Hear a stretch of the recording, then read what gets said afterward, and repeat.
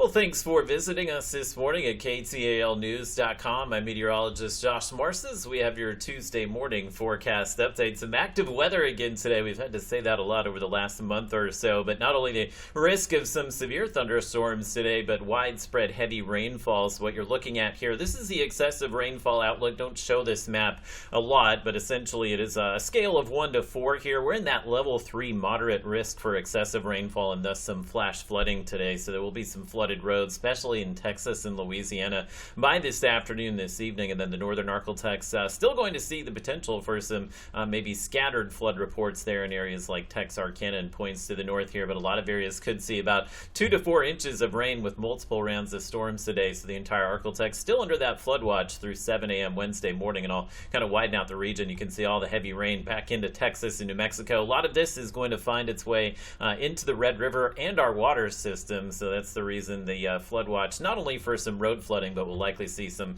swollen rivers and lakes, many of them in minor flood stage as we continue through the week here. So what's happening today, we have these batches of showers and storms moving up from the coastline. That's a warm front that's moving up from the coast. That's bringing some of the rain that we're expecting this morning. And then trailing that warm front, there's an area of low pressure here that will trigger a more widespread round of potentially some severe storms once we get into the afternoon and evening today. But I'm not going to rule out maybe some severe weather midday, especially for some wind and hail. The temperatures are going to stay on the cool side. We'll actually be on the cool side of that warm front for most of the day here in the 50s and 60s. And I think most areas will be in the 60s. The rain will set up early enough today to hold most of us below 70 degrees or so. So we don't have a ton of warm air out there, but just enough really to generate that severe weather threat later today, especially once this area of low pressure gets here. That will introduce some of the wind shear that we're expecting. But right now the temperatures and the dew point or the humidity a little too low to see any severe weather, but we expect those ingredients will kind of build as we go through the day today. So the bullseye of severe weather basically from Austin to Houston up into San Antonio and College Station and then over towards Lufkin, Texas. Some of these storms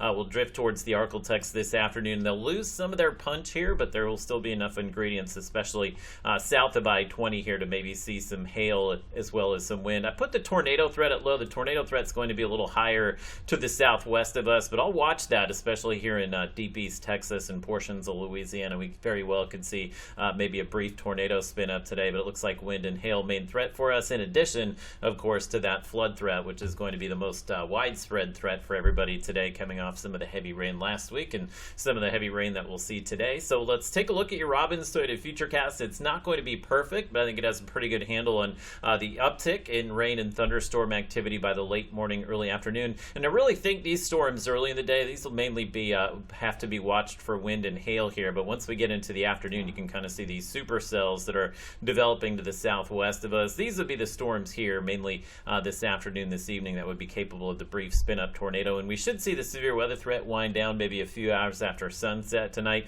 Likely some lingering rain tomorrow morning, but we'll have dry conditions for much of the day here. But I did include at least a slight chance of some pop-up showers and storms here Wednesday, and we'll likely see at least that 30% chance of maybe some rain and storms continue into Thursday and Friday as well. So the majority of the rain is going to come through today and tonight. Futurecast continues to show widespread 2 to 4 inches of rainfall here. So again, poor drainage areas and roads, we'll see some flooding later today, and then as we continue through the week, we'll see those rises on the lakes and rivers here. Fortunately, the rain wraps up late this week. The rain Thursday and Friday mainly confined to the afternoon and not quite as heavy. Weekend looks absolutely spectacular, maybe just as nice as this last weekend when we were in the upper 70s, low 80s, and low humidity, given the winds will turn to the north here, and I think we'll carry some of that dry weather going into next week as well.